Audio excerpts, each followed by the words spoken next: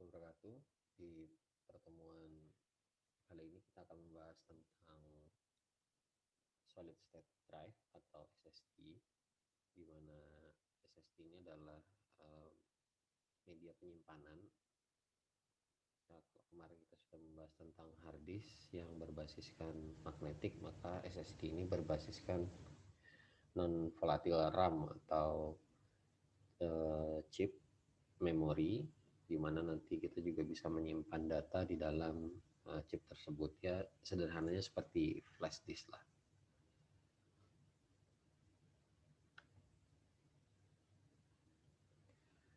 Nah, kenapa media penyimpanan ini mulai beralih ke SSD? Karena beberapa hal yang bisa terjadi ke dalam hard disk magnetik. Yang pertama, hard disk magnetik ini bisa terbakar dan mengalami crash, sehingga data-data yang ada di dalamnya ini bisa hilang.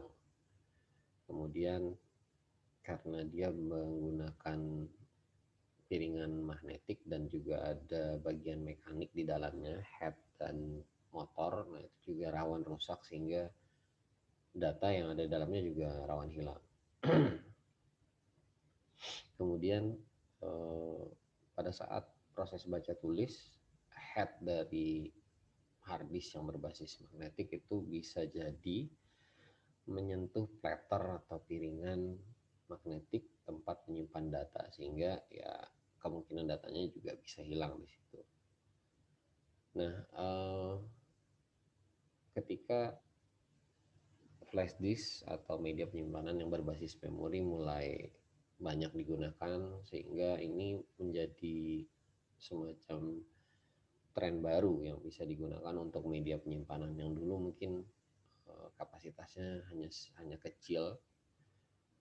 Sekarang kapasitasnya sudah bisa mulai besar dan ya minimal setengahnya lah dari hard disk yang berbasis magnetik. Jadi solid state drive ini menggunakan chip yang sama dengan yang ada di dalam flash disk, tidak menggunakan prinsip magnetik dalam penyimpanannya, sehingga data yang berada di dalam solid state drive atau di dalam flash disk ini bisa disimpan dengan, nanti kita lihat prinsipnya di dalam video yang ada di belakang dari slide ini. Nah, tadi sudah sampaikan bahwa di dalam flash memory atau di dalam SSD ini tidak memiliki bagian yang mekanik seperti motor ataupun pergerakan head yang ada di dalam hard disk berbasis piringan magnetik. Isinya ada transistor, kemudian juga ada komponen lain yang bisa kita temukan pada chip komputer. Jadi dia basisnya adalah chip-chip atau komponen-komponen elektronik yang ada di dalam SSD atau berada dalam flash media penyimpanan berbasis flash memory. Pada dasarnya ada dua tipe flash memory, ada NOR dan NAND ya. NOT OR dan NOT N. Mungkin kalau Anda belajar sistem digital atau belajar logika matematik atau logika N, OR, Anda akan ingat bahwa gerbang-gerbang N dan OR, NOT OR dan NOT N inilah yang menyusun isi dari flash memory. Nah, gerbang-gerbang ini disusun dalam bentuk sel-sel. Jadi disusun dalam bentuk sel-sel. Kemudian kalau NOR flash atau flash memory yang bertipe NOR atau NOR ini tersusunnya dalam bentuk paralel. Sedangkan NAND flash ini tersusunnya dalam bentuk serial.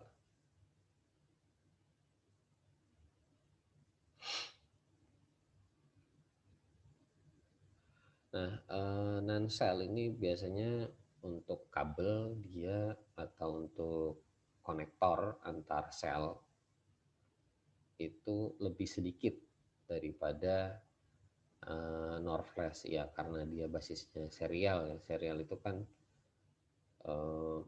kalau Anda lihat susunan baterai itu kan tinggal dijejer saja. Nah, itu kan dari baterai satu langsung nempel ke baterai berikutnya. Kepala baterai yang pertama itu nempel ke bagian belakang baterai yang kedua. Kan sesederhana itu kalau kita lihat yang serial. Tapi kalau kita lihat paralel itu kan berarti kita harus menghubungkan kepala dengan kepala, belakang dengan belakang. Nah, itu tentu saja akan perlu konektor atau perlu di sini sebutnya wire ya, konektor. Wire yang lebih banyak, kabel yang lebih banyak. Sehingga NAND flash atau NAND cell ini menjadi teknologi yang ideal untuk basis penyimpanan di SSD, termasuk juga di flash disk sebenarnya.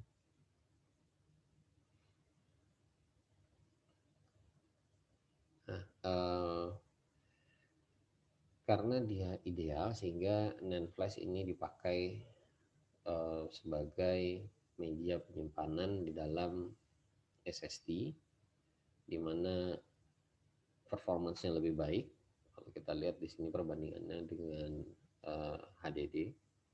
Kemudian juga tidak ada mechanical part di dalamnya, tidak ada motor, tidak ada pergerakan head di dalamnya, sehingga dia lebih sedikit, bahkan mungkin tidak ada kali ya, tidak ada kebisingan di dalamnya. Anda tidak akan mendengar ada bunyi putaran motor di dalamnya atau pergerakan head. Nah, itu lebih inilah low noise lah, bisa dibilang seperti itu, atau tidak ada getaran sama sekali. Karena juga berbasis chip media penyimpanan, sehingga di dalamnya ini mengkonsumsi energi lebih sedikit ketimbang HDD atau hard disk berbasiskan magnetik.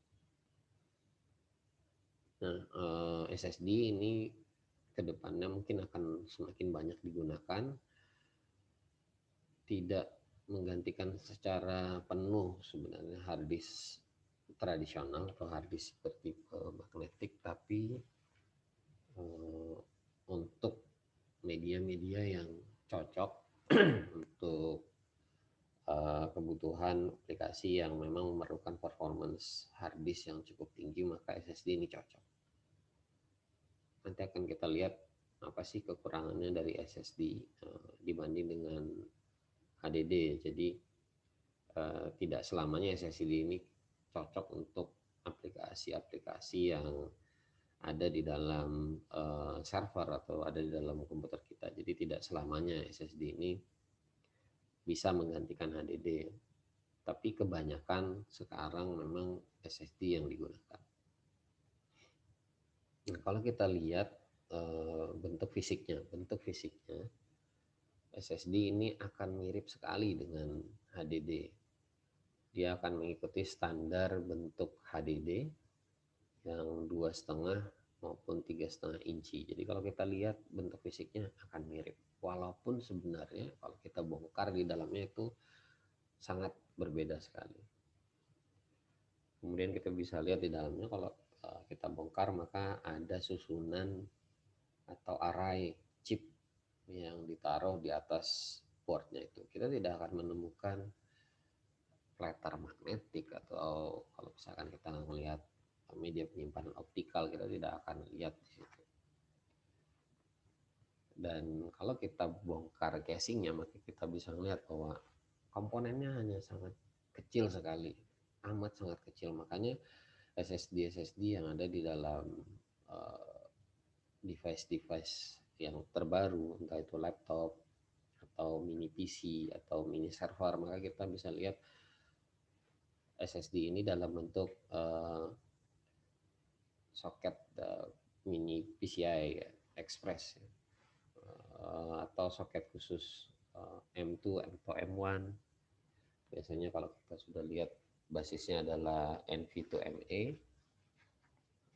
maka fisiknya jauh lebih kecil, seukuran sekeping memori RAM. Jadi memang uh, RAM dan SSD ini sebenarnya karena basisnya sama dalam bentuk chip memori, jadi ya form factornya juga bisa dikecilkan atau lebih hemat daripada yang tipikalnya magnetik atau optikal. Nah, prinsip kerjanya sendiri atau konsep kerjanya dia menggunakan yang disebut dengan transistor floating gate transistor. Jadi kalau kita lihat di situ nanti ada gerbang yang bisa mengambang. Nah, nanti Anda bisa lihat di videonya bagaimana gerbang itu mengambang, kemudian juga elektron-elektron yang disimpan di dalam non flash ini atau di dalam SSD ini sebenarnya bisa disimpan, kemudian juga bisa dikeluarkan dari situ. Nanti Anda akan lihat videonya bagaimana angka 0 dan angka 1 ini disimpan dalam bentuk elektron-elektron yang ada di dalam ini, di dalam sel ini, sel NAND. Nah, kalau Anda masih ingat kemarin RAM, bahwa sel-selnya itu akan mengalami kebocoran elektron sehingga isinya hilang, atau kalau komputernya dimatikan maka isinya hilang.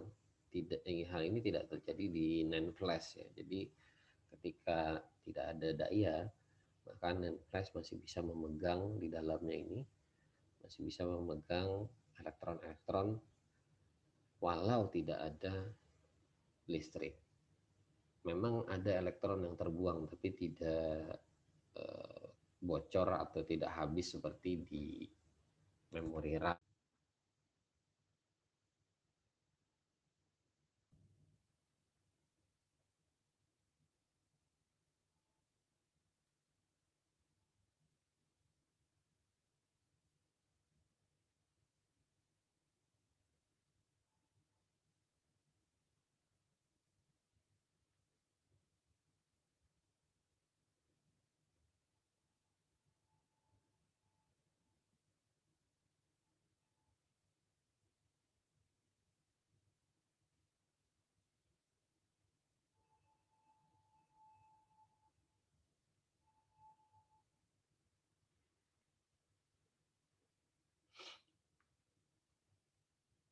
Kalau kemarin kita lihat kembali di dalam memori RAM, maka kita bisa lihat bahwa sel-selnya juga di dalam NAND flash ini atau di dalam SSD ini juga disusun berdasarkan kolom dan row.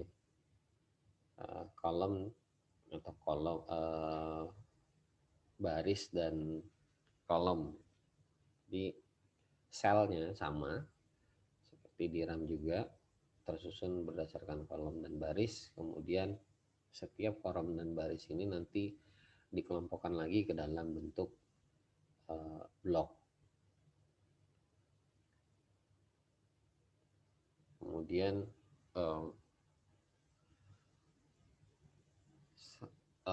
satu baris ini biasanya disebut dengan istilah page. Nah, kalau Anda masih ingat di RAM itu juga kita menyebut di dalam RAM itu adalah page. Jadi sekumpulan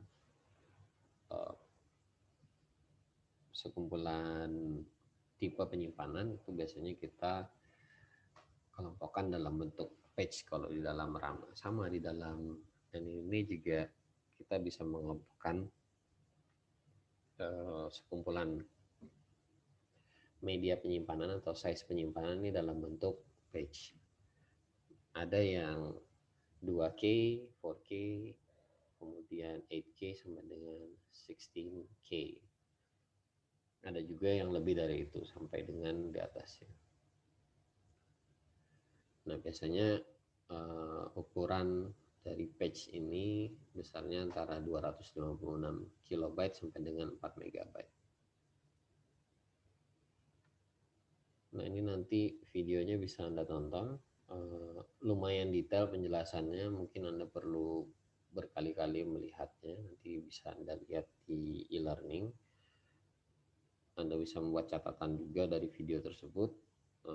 Video ini menjelaskan proses bagaimana sebuah foto diambil, kemudian foto itu disimpan dalam bentuk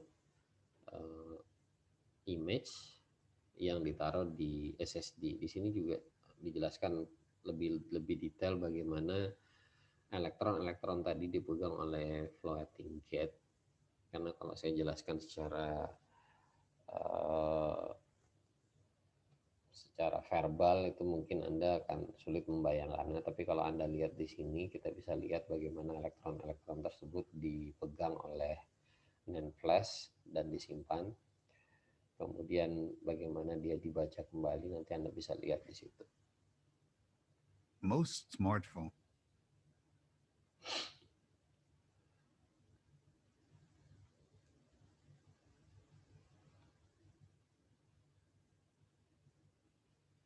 Nah, NAND flash ini ada beberapa tipe ya, ada beberapa tipe, bukan hanya dua ya. Maksudnya ini lebih dari dua sebenarnya. Bagaimana tipe ini dibuat, tipe-tipe NAND flash ini terjadi ini berdasarkan bagaimana si NAND flash tersebut mengelola angka 1 dan 0 ya, bit-bit itu di dalam sel-selnya. Kalau dia basisnya single level cell, maka yang disimpan cuman 1 bit per sel. Jadi 1 bit per sel ini hanya bisa menyimpan angka 1 atau angka 0. Ada juga yang multi level cell ya. Ada yang 2 bit per sel, ada juga yang lebih. Nanti kita akan lihat perbandingannya. Jadi di dalam multi level cell NAND storage ini dia bisa memegang 2 atau lebih per selnya. Nah, secara kinerja MLC ini bisa menyimpan lebih banyak, atau kapasitas SSD berbasiskan MLC flash ini kapasitasnya jauh lebih besar ketimbang dengan yang SLC. Cuma harganya menjadi lebih mahal. Jadi harganya lebih mahal sehingga teknologi yang banyak digunakan pada akhirnya adalah yang SLC, yang single level cell. Nah, ini kita lihat perbandingannya tadi. Kalau SLC ini hanya bisa memegang 1 dan 0 saja. Jadi 1 bit per sel. Entah itu angka 1 atau angka 0. Kemudian yang MLC ini 2 bit yang bisa dipegang atau bisa disimpan di dalam setiap selnya. Kalau 2 bit kan berarti dari 00, 01, 10 atau 11. Nah, jadi kombinasinya di antara 4 ini yang 2 bit per sel. Ada juga yang 3 bit per sel. 3 bit per sel ini seperti ini dari 0000 sampai dengan 111. Kemudian ada yang 4 bit per sel. Dari 0000 sampai dengan 1111. Nah, kita bisa lihat di sini bahwa semakin ke kanan maka density-nya atau kerapatan yang bisa disimpan oleh si sel NAND flash ini semakin meningkat. Jadi kita bisa lihat semakin ke kanan maka densitasnya juga semakin meningkat. Tapi kalau kita lihat semakin ke kanan peningkatannya enggak terlalu signifikan ya, tidak kalau dari 1 ke 2 ini kan meningkatnya 100%, 2 ke 3 kan 50%. Nah, tidak selalu 2 kali lipatnya. Jadi ketika ini semakin ke kanan peningkatannya semakin menurun, walau densitasnya meningkat, tapi tidak sebesar kalau dari 1 bit per sel ke 2 bit per sel.